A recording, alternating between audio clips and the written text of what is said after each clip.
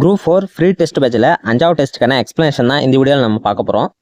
Explanation பார்க்கறதுக்கு முன்னாடி நம்மளுடைய சேனலுக்கு இப்போ தான் நீங்கள் புதுசாக வந்திருந்தீங்கன்னா நம்மளுடைய சேனலில் குரூப் 4 ஃப்ரீ டெஸ்ட் பேட்ச்னு ஒரு பிளேலிஸ்ட் இருக்கும். அந்த பிளேலிஸ்ட்டில் நீங்கள் போய் பார்த்தீங்கன்னா இது வரைக்கும் நடந்த கொஸ்டின் பேப்பர் பிடிஎஃப்பும் எக்ஸ்ப்ளனேஷன் வீடியோவும் இருக்கும். இது வரைக்கும் நீங்கள் டெஸ்ட் அட்டன் பண்ணலன்னா அதை போய் யூஸ் பண்ணி டெஸ்ட் அட்டன் பண்ணிக்கோங்க. ஃபஸ்ட்டு கொஸ்டின் பார்க்கறதுக்கு முன்னாடி நம்மளோட சேனலை இன்னும் நீங்கள் சப்ஸ்கிரைப் பண்ணலன்னா சப்ஸ்கிரைப் பண்ணி வச்சுக்கோங்க. அப்படியே பக்கத்தில் இருக்க அந்த பெல் ஐக்கானும் கிளிக் பண்ணி ஆலில் போட்டு வச்சுக்கோங்க. அப்போ தான் நம்மளோட வீடியோஸ்லாம் உங்களுக்கு நோட்டிஃபிகேஷனில் வரும். இந்த டெஸ்ட் பேட்ச் வந்து இது வரைக்கும் யூஸ் பண்ணவங்க உங்களுக்கு இந்த டெஸ்ட் பேட்ச் வந்து யூஸ்ஃபுல்லாக இருந்துச்சுன்னா இந்த வீடியோக்கு ஒரு லைக் கொடுத்துட்டு எக்ஸ்ப்ளனேஷன் வீடியோவை பார்க்க ஸ்டார்ட் பண்ணுங்கள்.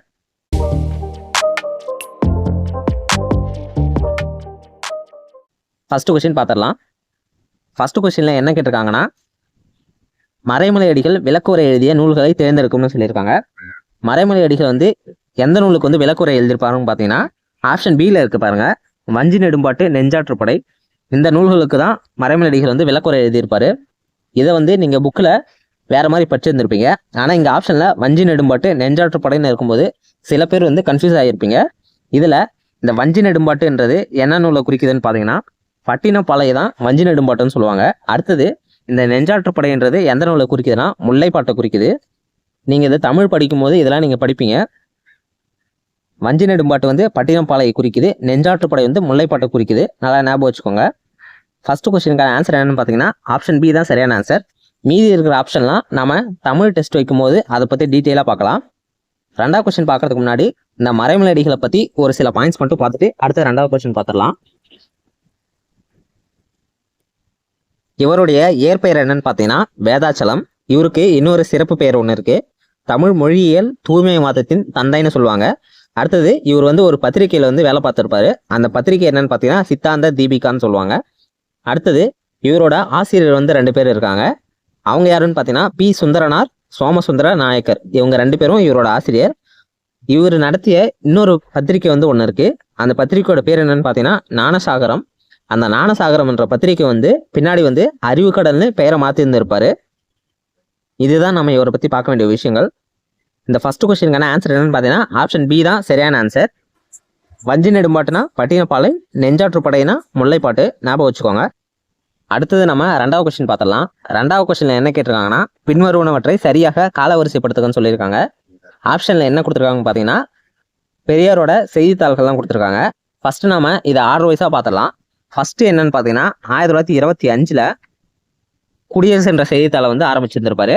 அடுத்து என்னன்னு பார்த்தீங்கன்னா 1928 இந்த வருஷத்துல என்ன ஆரம்பிச்சிருப்பாங்கன்னா ரிவோல்ட் என்ற செய்தித்தாளை ஆரம்பிச்சிருப்பாரு. அடுத்தது 1933 புரட்சி என்ற செய்தித்தாளை ஆரம்பிச்சிருப்பாரு. அடுத்தது அதுக்கு அடுத்த வருஷம் 1934 பகுத்தறிவு என்ற செய்தித்தாளை ஆரம்பிச்சிருந்திருப்பாரு. அடுத்தது 1935 விடுதலை என்ற செய்தித்தாளை ஆரம்பிச்சிருந்திருப்பாரு. இன்னொரு செய்தித்தாள் ஒன்று இருக்கு, அது உங்க புக்ல இருக்காது, நோட் பண்ணிக்கோங்க. 1970 உண்மைன்னு ஒரு செய்தித்தாளை ஆரம்பிச்சிருந்திருப்பாரு. உண்மை, இது நோட் பண்ணி வச்சுக்கோங்க. இதுல இந்த குடியரசுன்னு சொன்னோம் பார்த்தீங்களா, ஃபர்ஸ்ட் ஆரம்பிச்ச செய்தித்தாள், அதுக்கு வந்து ஒரு சிறப்பு இருக்கு. அது என்னன்னு பார்த்தீங்கன்னா சுயமரியாதை இயக்கத்தோட அதிகாரப்பூர்வ செய்தித்தாள் தான் இந்த குடியரசு என்ற செய்தித்தாள். சுயமரியாதை இயக்கம் வந்து 1925 வந்து ஆரம்பிச்சிருந்திருப்பாரு. அதை பற்றி நம்ம நிறைய டைம் பார்த்துருந்துருக்கோம். இப்போ இந்த இயர்லாம் நீங்கள் ஆர்டர் வைஸாக பொறுத்துனீங்கன்னா உங்களுக்கு ஆன்சர் என்ன கிடைக்கும்னு பார்த்தீங்கன்னா ஆப்ஷன் சி தான் இதுக்கான சரியான ஆன்சர். 3142 இதுதான் ரெண்டாவது கொஸ்டினுக்கான சரியான ஆன்சர். அடுத்தது மூணாவது கொஸ்டின் பார்த்தலாம்.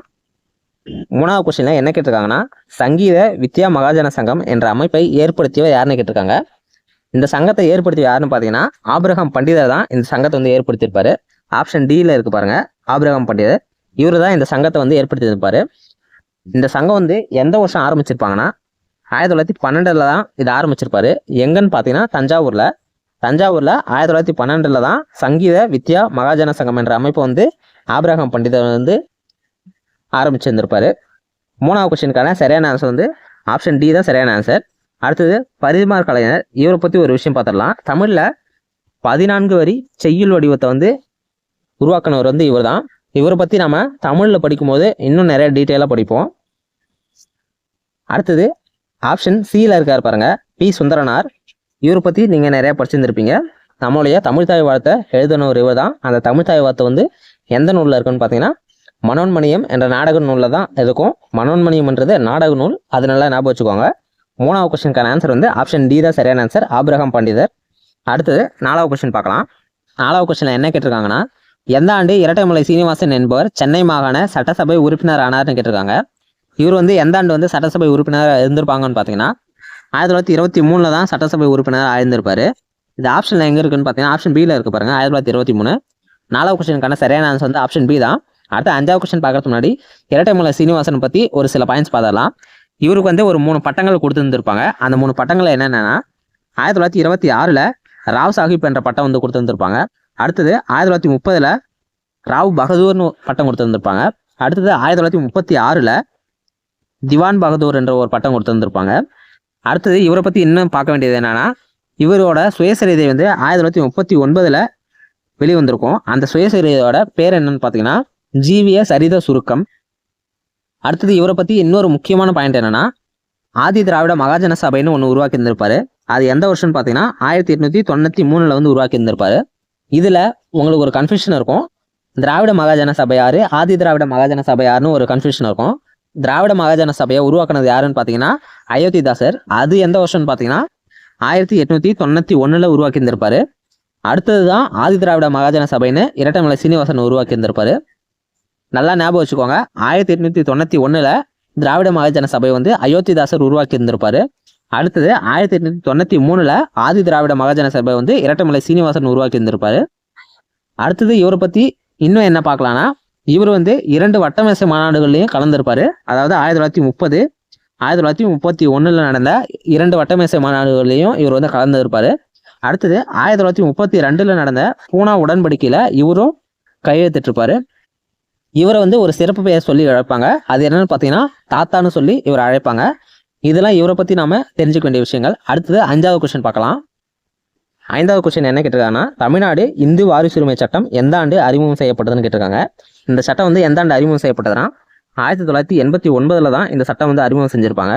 இந்த சட்டம் எதுக்காக போட்டிருப்பாங்கன்னா, பெண்களுக்கான சொத்துரிமை வழங்குறதுக்கு தான் இந்த சட்டத்தை வந்து போட்டிருப்பாங்க. இதனால ஞாபகம் வச்சுக்கோங்க, ஆப்ஷன் பி தான் 5வது கொஸ்டினுக்கான சரியான ஆன்சர். அடுத்தது 6வது கொஸ்டின் பார்த்தலாம். 6வது கொஸ்டின் என்ன கேட்டிருக்காங்கன்னா, பின்வரும் கூற்றுக்களில் தவறானதை தேர்ந்தெடுக்கணும்னு கேட்டிருக்காங்க. ஒரு 4 ஆப்ஷன் கொடுத்துருக்காங்க, அது 4ஐயும் பார்த்துடலாம். இந்திய பெண்கள் சங்கம் 1916 தொடங்கப்பட்டதுன்னு சொல்லியிருக்காங்க.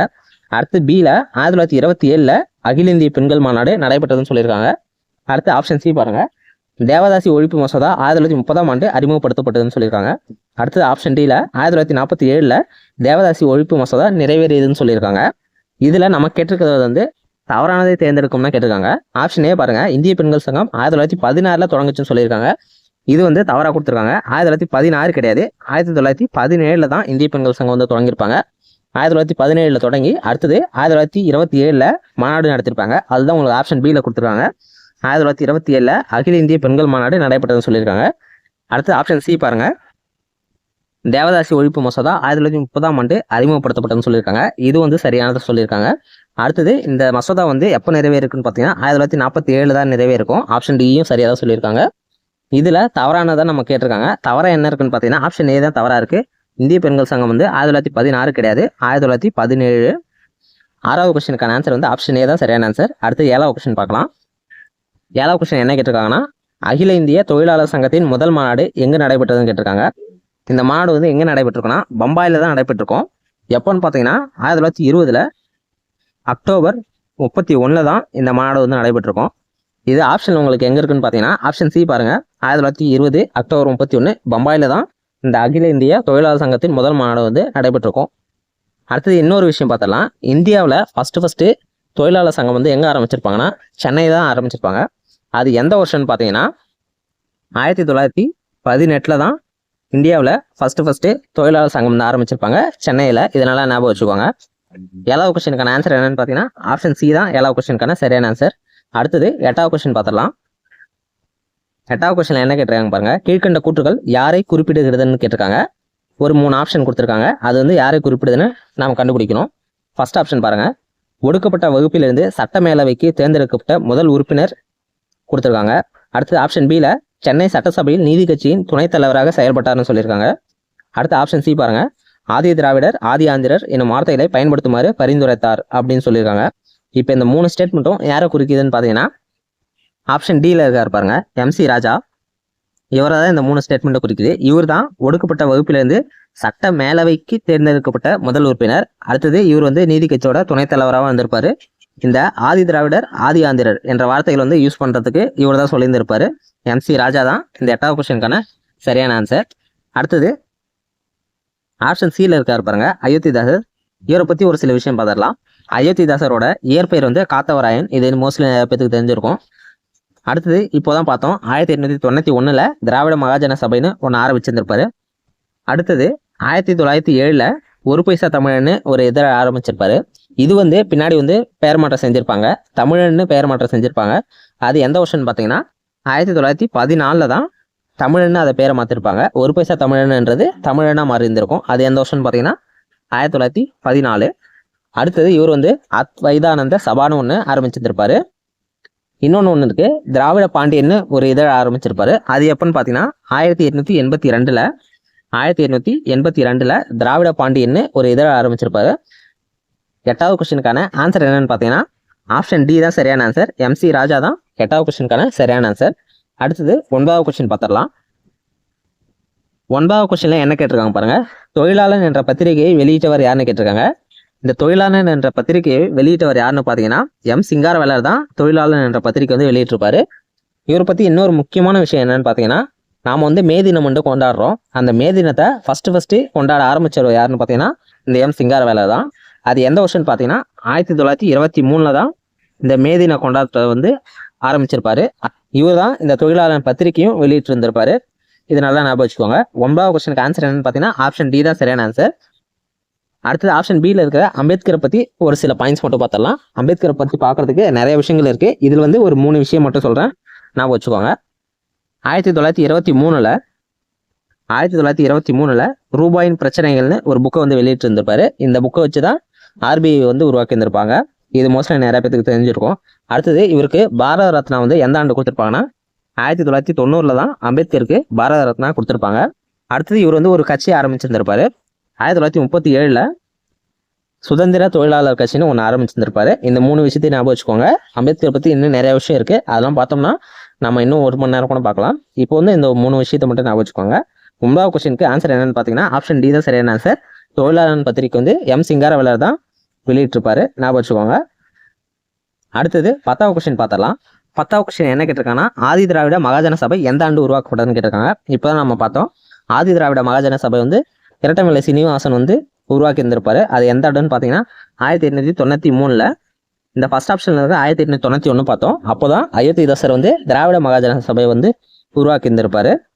10வது கொஸ்டினுக்கு ஆன்சர் என்னன்னா ஆப்ஷன் பி தான் சரியான ஆன்சர். அடுத்தது 11வது கொஸ்டின் பார்க்கலாம். நீதி கட்சியை பற்றி இந்த கொஸ்டின்ல என்ன கேட்டிருக்காங்கன்னா நீதி கட்சி சென்னை மாகாணத்தில் ஆட்சியில் இருந்த காலம் என்னன்னு கேட்டிருக்காங்க. நம்மளோட எக்ஸ்பிளனேஷனை நீங்கள் நல்லா பார்த்துருந்தீங்கனாலே இதுக்கு நீங்கள் ஆன்சர் பண்ணியிருக்கலாம். நீதி கட்சி வந்து சென்னை மாகாணத்தில் எத்தனை ஆண்டு ஆட்சி காலம் இருந்துச்சு பார்த்தீங்கன்னா ஆப்ஷன் பியில் இருக்கு பாருங்க, 13 வருஷம் தான் அவங்க வந்து ஆட்சியில் இருந்திருப்பாங்க. நீதி கட்சியை பற்றி நம்ம போன டெஸ்ட்டில் நல்லா தெளிவாக பார்த்துருந்துருக்கோம்.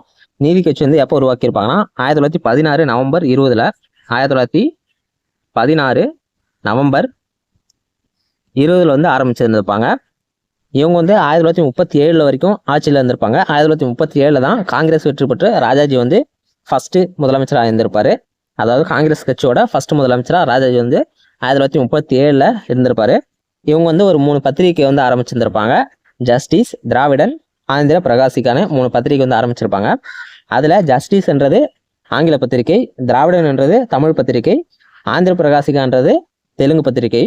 இதில் இந்த ஜஸ்டிஸ் என்ற பத்திரிகையோட நேமை வச்சு தான் இந்த நீதி கட்சி என்ற பெயர் வந்து இதுக்கு வந்திருக்கும். இதுக்கு முன்னாடி வந்து தென்னிந்திய நல உரிமை சங்கம்னு வந்திருக்கும். அதுதான் பின்னால் நீதி கட்சினே பெயர் மாற்றம் செஞ்சிருப்பாங்க. இதெல்லாம் நம்ம போன டெஸ்ட் எக்ஸ்பிளனேஷன்ல நிறைய பார்த்துருந்துருக்கோம். 11வது கொஸ்டினுக்கு ஆன்சர் என்னன்னு பார்த்தீங்கன்னா 13 ஆண்டுகள் தான் நீதி கட்சி வந்து சென்னை மாகாணத்தில் ஆட்சியில் இருந்த காலம். அடுத்தது 12வது கொஸ்டினுக்கான ஆன்சர் பார்த்துடலாம். 12வது கொஸ்டின் என்ன கேட்டிருக்காங்கன்னா கூற்று காரணம் கொடுத்துருக்காங்க. அதில் கூற்று பாருங்க, பிராமணர் அல்லாதோர் ஆங்கிலேய இந்திய ஆட்சியில் அரசு துறையில் வேலைக்கு அமர்த்தப்பட்டதுன்னு சொல்லியிருக்காங்க. அதுக்கு காரணம் என்ன சொல்லியிருக்காங்க பாருங்க, 1921 ஆண்டு வகுப்பு வாரி பிரதிநிதித்துவ ஆணை நிறைவேற்றப்பட்டமே ஆகும்னு சொல்லியிருக்காங்க.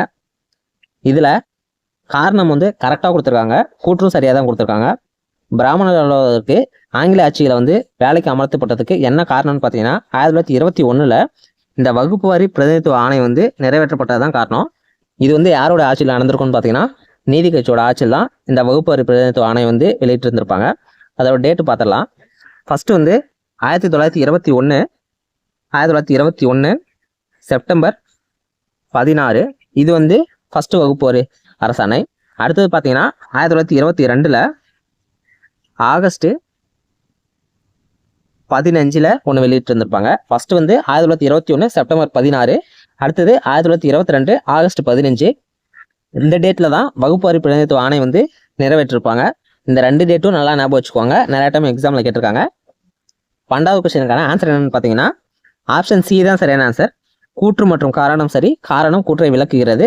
1921 வெளியிட்ட வகுப்பு வாரி பிரதிநிதித்துவ ஆணை தான் பிராமணர் அல்லாதவர் வந்து அரசு துறையில் வேலைக்கு அமர்த்தப்பட்டதுக்கான காரணம். அதனால இந்த 12வது கொஸ்டினுக்கு ஆன்சர் வந்து கூற்றும் காரணமும் சரி, காரணம் வந்து கூற்றை சரியாக விளக்குகிறது. ஆப்ஷன் சி தான் சரியான ஆன்சர். அடுத்தது 13வது கொஸ்டின் பார்த்துடலாம். 13வது கொஸ்டின்ல என்ன கேட்டிருக்காங்கன்னா தமிழ்நாட்டில் சுயமரியாதை இயக்கத்தின் முக்கிய நோக்கம் என்னன்னு கேட்டிருக்காங்க. ஆப்ஷன்ல பாருங்க, தீண்டாமையை ஒழித்தல், சுயமரியாதை திருமணங்களை ஊக்குவித்தல், தேவதாசி முறையை ஒழித்தல், இது 3 கொடுத்துட்டு அடுத்தது ஆப்ஷன் டியில் மேற்கூறிய அனைத்துன்னு சொல்லியிருக்காங்க. இதில் 3மே சுயமரியாதை இயக்கத்தோட முக்கிய நோக்கம் தான். தீண்டாமையை ஒழிக்கிறது அவங்களோட முக்கிய நோக்கம் தான், சுயமரியாதை திருமணங்களை ஊக்குவிக்கிறது முக்கிய நோக்கம் தான், அடுத்தது தேவதாசி முறையை ஒழித்தலும் முக்கிய நோக்கம் தான். தேவதாசி முறை வந்து 1947 வந்து சட்டமேற்றிருப்பாங்கன்னு ஏற்கனவே நம்ம பார்த்தோம். இந்த சுயமரியாதை இயக்கம் வந்து எப்போ ஆரம்பிச்சிருப்பாங்கன்னா 1925 ஆரம்பிச்சிருந்திருப்பாங்க. இந்த சுயமரியாதை இயக்கத்தை உருவாக்குறதுக்கான முக்கிய காரணம் என்னன்னு பார்த்தீங்கன்னா 1925 நடந்த காஞ்சிபுரம் மாநாடு தான். அந்த காஞ்சிபுரம் மாநாட்டில் பெரியார் என்ன கேட்டிருப்பாங்கன்னா பிராமணர் அல்லாதவருக்கு வந்து இடஒதுக்கீதை பற்றி பேசியிருந்திருப்பாரு. அதை வந்து காங்கிரஸ் கட்சி வந்து ஏற்க மறுத்து இருந்திருப்பாங்க. அதனால தான் அவர் வந்து காங்கிரஸ் கட்சியிலேருந்து வெளியே வந்து சுயமரியாதை இயக்கத்தை வந்து உருவாக்கி இருந்திருப்பாரு. 1925 அந்த காஞ்சிபுரம் மாநாட்டை தலைமை தாங்கியவர் யாருன்னு பார்த்தீங்கன்னா திருவிக்கா தான் அந்த காஞ்சிபுரம் மாநாட்டுக்கு வந்து தலைமை தாங்கி இருப்பாரு. இது நீங்கள் போன டெஸ்ட் எக்ஸ்பிளனேஷன் வீடியோ பார்த்துருந்தீங்கனாலே உங்களுக்கு தெரிஞ்சிருக்கும். போன டெஸ்ட்டில் எக்ஸ்பிளனேஷன் வீடியோவிலும் இதை நான் சொல்லியிருந்தேன். 1925 காஞ்சிபுரம் மாநாட்டை தலைமை தாங்கியவர் யாருன்னு பார்த்தீங்கன்னா திருவிக்கா தான் தலைமை தாங்கியிருப்பாரு, ஞாபகம் வச்சுக்கோங்க. 13வது கொஸ்டினுக்கு ஆன்சர் என்னன்னு பார்த்தீங்கன்னா மேற்கூறிய அனைத்தும் தான் சரியான ஆன்சர். ஆப்ஷன் டி தான் இதுக்கான சரியான ஆன்சர். அடுத்தது 14வது கொஸ்டின் பார்த்துடலாம். பெண் ஏன் அடிமையானால் என்ற நூலின் ஆசிரியர் யாருன்னு கேட்டிருக்காங்க. இதோட ஆசிரியர் யாருன்னு பார்த்தீங்கன்னா பெரியார் தான். இந்த பெண் ஏன் அடிமையானால் என்ற நூலில் எதை பற்றி பேசியிருப்பாங்கன்னா பெண்ணியத்தை பற்றி தான் பேசியிருந்திருப்பாரு. 14வது கொஸ்டினுக்கான ஆன்சர் வந்து ஆப்ஷன் சி பெரியார். அடுத்தது சிங்காரவேலரை பற்றி நம்ம ஏற்கனவே பார்த்துருந்தோம். 1923 மே தின கொண்டாட்டத்தை வந்து அவர் தான் ஆரம்பிச்சிருந்திருப்பாரு. தொழிலாளர் என்ற பத்திரிக்கை வந்து ஆரம்பிச்சிருந்திருப்பான்னு பார்த்துருக்கோம். அடுத்தது ஆப்ஷன் பியில் முத்துலட்சுமி அம்மையார் கொடுத்துருக்காங்க. இவரை பற்றி ஒரு சில விஷயம் பார்த்தலாம். போன எக்ஸ்பிளேஷன் வீடியோவில் இவங்களை பற்றி நம்ம நிறைய டேட்டா சொல்லியிருந்தோம். அதெல்லாம் நீங்கள் நோட் பண்ணியிருக்கீங்களா என்னன்னு தெரியல. இதில் ஒரு 3 விஷயம் மட்டும் சொல்கிறேன், அதை ஞாபகம் வச்சுக்கோங்க. 1926 தான் இவங்க வந்து சட்டமன்ற உறுப்பினர் ஆயிருந்திருப்பாங்க. 1926 இவங்களுக்கு வந்து 1956 பத்மபூஷன் விருது வந்து கொடுத்துருந்துருப்பாங்க. அடுத்தது 1930 அவ்வை இல்லம்னு ஒன்று உருவாக்கி இருந்திருப்பாங்க. அடுத்தது சென்னையில் அடையாரில் புற்றுநோய் மருத்துவமனையும் ஆரம்பிச்சிருந்திருப்பாங்க. இதில் இவரை பற்றி நம்ம பார்க்க வேண்டிய விஷயங்கள். அடுத்தது ஆப்ஷன் டியில் இருக்காங்க பாருங்க, நீலாம்பிகை அம்மையார். இவங்க யாருன்னு பார்த்தீங்கன்னா மறைமலை அடிகளை பற்றி நம்ம பார்த்தோம்ல, அவரோட மகள் தான் இவங்க நீலாம்பிகை அம்மையார். இவங்க வந்து முக்கியமான ஒரு மாநாட்டில் வந்து கலந்துருப்பாங்க. அது என்னென்னு மாநாடுன்னு பார்த்தீங்கன்னா பெரியாருக்கு பட்டம் வழங்கிய மாநாடு தான் சென்னை மாநாடு. 1938 நடந்திருக்கும். அந்த மாநாட்டுக்கு வந்து தலைமை தாங்கியது யாருன்னு பார்த்தீங்கன்னா இந்த நீலாம்பிகை அம்மையார் தான். இதில் நிறைய பேருக்கு சில கன்ஃபியூஷன் இருக்கும். பெரியாருக்கு பட்டம் கொடுத்தவங்க யாரு, அந்த மாநாட்டுக்கு தலைமை தாங்கிய யாருன்னு. பெரியாருக்கு பட்டத்தை வழங்கியவர் வந்து யாருன்னு பார்த்தீங்கன்னா தர்மாம்பாள். அந்த மாநாட்டுக்கு தலைமை தாங்கியவர் யாருன்னு பார்த்தீங்கன்னா இந்த நீலாம்பிகை அம்மையார் தான். இதனால ஞாபகம் வச்சுக்கோங்க. 14வது கொஸ்டினுக்கு ஆன்சர் வந்து ஆப்ஷன் சி, நோட் பண்ணிக்கோங்க. அடுத்தது 15வது கொஸ்டின் பார்த்துடலாம். 15வது கொஸ்டின் பார்க்கறதுக்கு முன்னாடி உங்களுக்கு ஒரு கொஸ்டின், இந்த நீலாம்பிகை அம்மையார் பற்றி 9th தமிழ் புக்கில் கொடுத்துருந்துருப்பாங்க. அவங்க எழுதிய நூல்கள்லாம் அதில் கொடுத்துருந்துருப்பாங்க. அந்த நூல்கள்லாம் என்னென்னு கமெண்ட்ல நீங்கள் மென்ஷன் பண்ணுங்கள். இப்போ நம்ம 15வது கொஸ்டின் பார்த்துடலாம். 15வது கொஸ்டினில் என்ன கேட்டிருக்காங்கன்னா தவறான ஒன்றை தெரிவு செய்யணும்னு கேட்டிருக்காங்க. இரட்டமலை சீனிவாசனை பற்றி கொடுத்துருந்துருக்காங்க. இவரை பற்றி நம்ம ஏற்கனவே நிறையா பார்த்துட்டோம். ஃபர்ஸ்ட் ஸ்டேட்மெண்ட் பாருங்க, 1893 ஆதி திராவிட மகாஜன சபையை உருவாக்கினார்னு சொல்லியிருக்காங்க.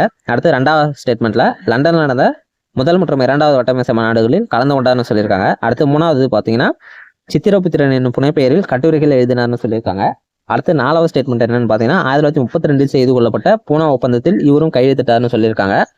இதில் 3 ஸ்டேட்மெண்ட் வந்து நம்ம ஏற்கனவே பார்த்துருந்துருக்கோம். ஆதி திராவிட மகாஜன சபை வந்து இவர் தான் உருவாக்கியிருப்பாரு. 1893 2 வட்டமேசை மாநாடுகளையும் கலந்து கொண்டிருப்பாருன்னு நம்ம ஏற்கனவே பார்த்துருந்துருக்கோம். அடுத்தது 1932 நடந்த பூனா ஒப்பந்தத்தில் இவரும் கையெழுத்திட்டிருப்பாருன்னு பார்த்துருந்துருக்கோம். இதில் இந்த 3வது ஸ்டேட்மெண்ட் மட்டும் இவரை பற்றி நம்ம இது வரைக்கும் பார்த்ததில்ல. இந்த 3வது ஸ்டேட்மெண்ட் வந்து யாரை குறிப்பிடுதுன்னு பார்த்தீங்கன்னா பெரியாரை பற்றி சொல்கிறது. பெரியார் தான் இந்த சித்திரபுத்திரன் என்ற புனைப்பெயரில் வந்து கட்டுரைகள் எழுதியிருப்பாரு.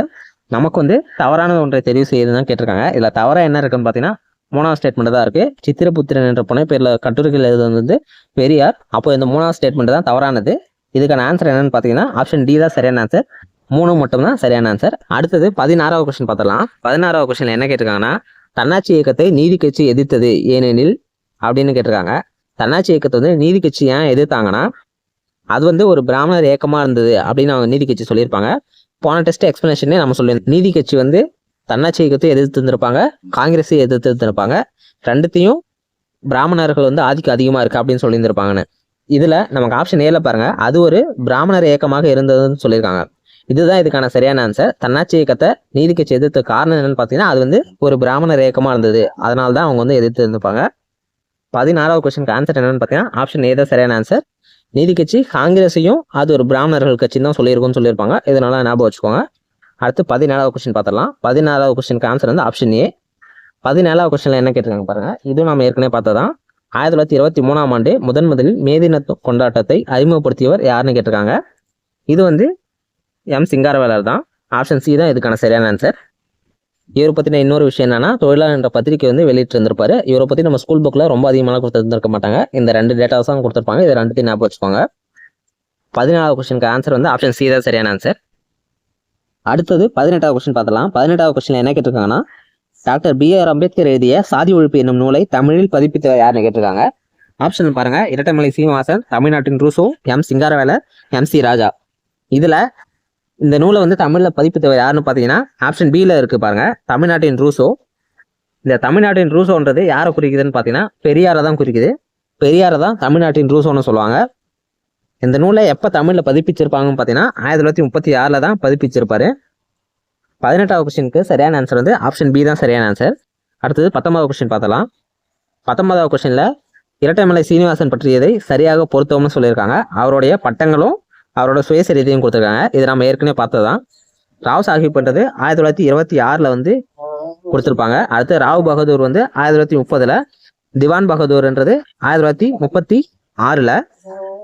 அடுத்தது ஜீவிய சரிதை சுருக்கம்ன்ற சுயசரிதை வந்து 1939 வந்து வெளியிட்டு இருந்திருப்பாங்க.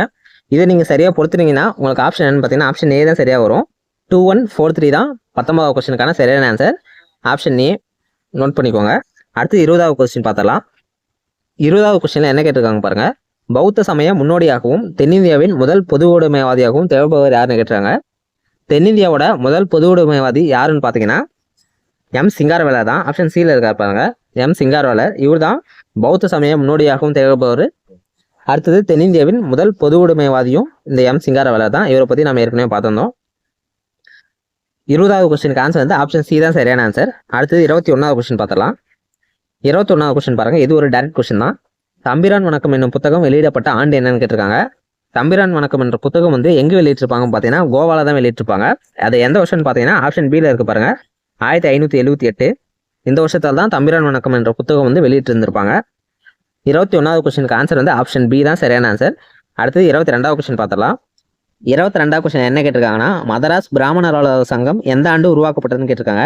இந்த சங்கம் வந்து எந்த ஆண்டு உருவாக்கப்பட்டதுன்னு பார்த்தீங்கன்னா 1908 தான் உருவாக்கியிருப்பாங்க. இது நமக்கு ஆப்ஷன் எங்கே இருக்குது பார்த்தீங்கன்னா ஆப்ஷன் சியில் இருக்கு பாருங்க. 22வது கொஸ்டினுக்கு ஆன்சர் வந்து ஆப்ஷன் சி தான். மதராஸ் பிராமணர் அலுவலக சங்கம் 1908 தான் உருவாக்கியிருப்பாங்க. அடுத்தது 23வது கொஸ்டின் பார்த்துடலாம்.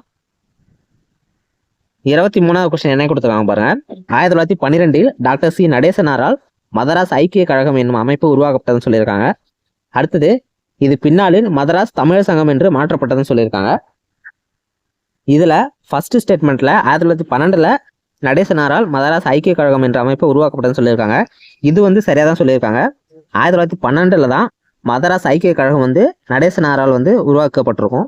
அடுத்தது அது பின்னாடி எப்படி மாறி இருக்குன்னு பார்த்தீங்கன்னா மதராஸ் திராவிடர் சங்கமாக மாறி இருக்கும். ஆனால் இங்கே என்ன கொடுத்துருக்காங்கன்னா மதராஸ் தமிழர் சங்கம்னு கொடுத்துருக்காங்க. இது வந்து தவறாக இருக்கு.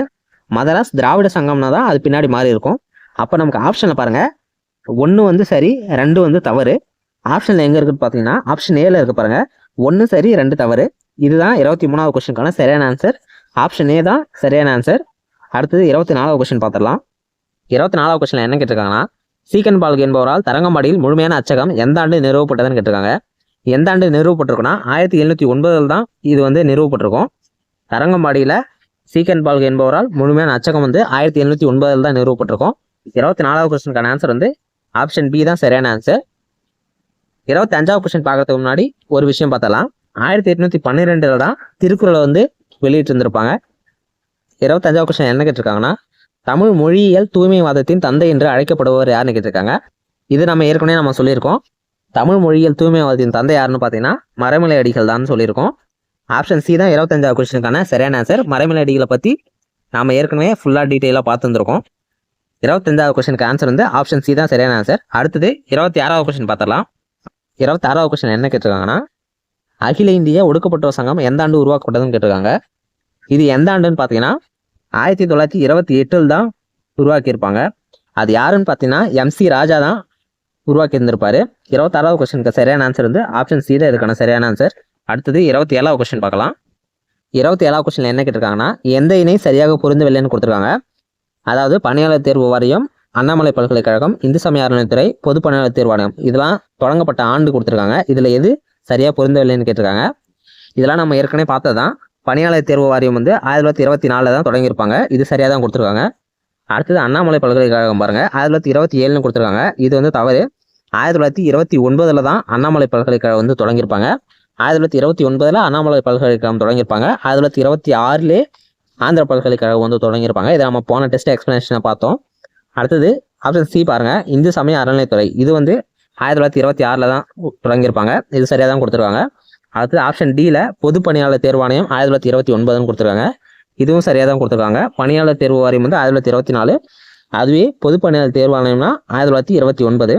இதில் நமக்கு பொருந்தாதான் கேட்டிருக்காங்க. ஆப்ஷன் பி தான் சரியாக பொருந்தலை. அண்ணாமலை பல்கலைக்கழகம் வந்து 1929, ஆனால் இவங்க வந்து 1927 கொடுத்துருக்காங்க. அப்போ நமக்கு ஆன்சர் வந்து ஆப்ஷன் பி தான் சரியான ஆன்சர். அண்ணாமலை பல்கலைக்கழகம் வந்து எந்த ஆண்டுன்னு பார்த்தீங்கன்னா 1929. அடுத்தது 28வது கொஸ்டின் பார்த்துடலாம். 28வது கொஸ்டின் என்ன கேட்டிருக்காங்கன்னா, பெரியார் ஈரோட்டின் நகரசபை தலைவராக எந்த ஆண்டு முதல் பணியாற்றினான்னு கேட்டிருக்காங்க. இது வந்து எந்த ஆண்டுலேருந்து பணியாற்றிருப்பாங்கன்னு பார்த்தீங்கன்னா 1917 தான் பணியாற்றிருந்திருப்பாரு. 28வது கொஸ்டினுக்கான சரியான ஆன்சர் வந்து ஆப்ஷன் பி தான் சரியான ஆன்சர். ஆனால் உங்கள் 10th புக்கில் என்ன கொடுத்துருப்பாங்கன்னா 1918 19 வரைக்கும் கொடுத்துருப்பாங்க. இதுவே நீங்கள் பாலிட்டி புக்கில் பார்த்தீங்கன்னா அக்யூரேட்டாக 1917 கொடுத்துருப்பாங்க. அதை வச்சு தான் நம்ம இந்த கொஸ்டின் எடுத்துருக்கோம். 1917 இவர் வந்து நகரசபை தலைவராக இருந்திருப்பாரு. அடுத்தது 29வது கொஸ்டின் பார்த்தலாம். 28வது கொஸ்டினுக்கு சரியான ஆன்சர் வந்து ஆப்ஷன் பி தான் சரியான ஆன்சர். 29வது கொஸ்டின் பாருங்க, நீதி கட்சியின் முக்கியமான நோக்கம் எதுன்னு கேட்டிருக்காங்க. ஆப்ஷன்ல பாருங்க, முஸ்லீம் லீக்கிற்கு எதிராக போராடுதல். ஆப்ஷன் பியில் அரசு பணிகளில் பிராமணர் அல்லாதவர்களை பங்கேற்க செய்தல்னு சொல்லியிருக்காங்க. அடுத்த ஆப்ஷன் சி பாருங்க, ஜமீன்தார்களின் சர்வாதிகாரத்திலிருந்து விவசாயிகளை பாதுகாத்தல்னு சொல்லியிருக்காங்க. அடுத்த ஆப்ஷன் டியில் பொது பிரச்சனை பற்றி விவாதித்தல்னு சொல்லியிருக்காங்க. நீதி கட்சியை பற்றி நம்ம நிறையா பார்த்துருந்துருக்கோம். நீதி கட்சியோட முக்கிய நோக்கம் என்னன்னு பார்த்தீங்கன்னா அரசு பணிகளில் வந்து பிராமணர் அல்லாதவர்களை பங்கேற்க செய்தல் தான் இதோட முக்கிய நோக்கம். இதுக்கு தான் 2 வகுப்பு வாரி அரசாணைகளும் வெளியிட்டு இருந்திருப்பாங்க. அதோட டேட்டு நம்ம பார்த்துருந்துரும். 29வது கொஸ்டினுக்கு ஆன்சர் என்னன்னு பார்த்தீங்கன்னா ஆப்ஷன் பி தான் சரியான ஆன்சர். நீதி கட்சியோட முக்கிய நோக்கம் வந்து அரசு பணிகளில் பிராமணர் அல்லாதவர்களை பங்கேற்க செய்தல் தான். அடுத்தது லாஸ்ட் கொஸ்டின் பார்த்துடலாம். லாஸ்ட் கொஸ்டின் என்ன கேட்டிருக்காங்க பாருங்க, நீதி கட்சியின் பெயர் எந்த ஆண்டு திராவிட கழகம் என்று பெயர் மாற்றம் செய்யப்பட்டதுன்னு கேட்டிருக்காங்க. நீதி கட்சியோட பேர் வந்து திராவிட கழகம்னு எந்த ஆண்டு பெயர் மாற்றம் செஞ்சிருப்பாங்கன்னா 1944 சேலம் மாநாட்டில் தான் நீதி கட்சியோட பெயர் வந்து திராவிட கழகம்னு மாற்றிருப்பாங்க. இதுக்கு வந்து தீர்மானம் போட்டவர் யாருன்னு பார்த்தீங்கன்னா அண்ணா தான் இதுக்கு வந்து தீர்மானம் போட்டிருந்திருப்பாரு. அதனால ஞாபகம் வச்சுக்கோங்க. 30வது கொஸ்டினுக்கு ஆன்சர் வந்து ஆப்ஷன் பி தான் சரியான ஆன்சர். இந்த எக்ஸ்பிளனேஷன் வந்து உங்களுக்கு நிறைய பாயிண்ட்ஸ் நான் சொல்லாத மாதிரி இருந்திருக்கும். அது ஏன் சொல்லணும்னா நம்ம போன டெஸ்ட்லேயே நிறைய பாயிண்ட்ஸ் வந்து சொல்லிட்டோம். போன லெசனுக்கும் இந்த லெசனுக்கும் மோஸ்ட்லி எல்லாம் காமனாக தான் இருக்கும். அதனால தான் இந்த எக்ஸ்பிளனேஷனில் வந்து நான் அதிக விஷயம் சொல்லலை. இப்போ உங்களுக்கான ஒரு 2 கொஸ்டின், அந்த 2 கொஸ்டினுக்கும் நீங்கள் ஆன்சர் வந்து கமெண்ட்டில் மென்ஷன் பண்ணுங்கள். ஃபஸ்ட்டு கொஸ்டின் என்னென்னு பார்த்தீங்கன்னா, தன்னாட்சி இயக்கத்தை எத்தனை பேர் தொடங்கியிருப்பாங்க, அந்த தொடங்கின ஆண்டு அதை மென்ஷன் பண்ணுங்கள், வித்து மந்தோட மென்ஷன் பண்ணுங்கள். அடுத்தது அது வந்து என்ன ஊரில் வந்து தொடங்கியிருப்பாங்க, இது வந்து ஃபஸ்ட்டு கொஸ்டின். அடுத்தது ஏற்கனவே சொன்னதான் நீலாம்பிகை அம்மையாரோட நூல்கள் வந்து என்னென்னு மென்ஷன் பண்ணுங்கள். இதுக்கு நான் சோர்ஸ்னு சொல்லிட்டேன். 9th தமிழ் புக்கில் கொடுத்துருந்துருப்பாங்க. அதை பார்த்துட்டு வந்து மென்ஷன் பண்ணுங்கள். நீலாம்பிகை அம்மையாரோட நூல்களை வந்து மென்ஷன் பண்ணுங்கள். இந்த 30 கொஸ்டினில் நீங்கள் எத்தனை கொஸ்டின் சரியாக ஆன்சர் பண்ணீங்கன்னு கமெண்ட்டில் மென்ஷன் பண்ணுங்கள். இந்த டெஸ்ட் பேட்ச் வந்து உங்களுக்கு யூஸ்ஃபுல்லாக இருந்துச்சுன்னா உங்களோட ஃப்ரெண்ட்ஸுக்கு ஷேர் பண்ணுங்கள். 6வது டெஸ்ட்டுக்கான எக்ஸ்ப்ளனேஷன் வீடியோ வந்து உங்களுக்கு நாளைக்கு நான் அப்லோட் பண்ணிடுவேன். இந்த டெஸ்ட் பேட்ச் வந்து உங்களுக்கு எப்படி யூஸ்ஃபுல்லாக இருக்குன்னு கமெண்ட்டில் மென்ஷன் பண்ணுங்கள். அனைவருக்கும் நன்றி.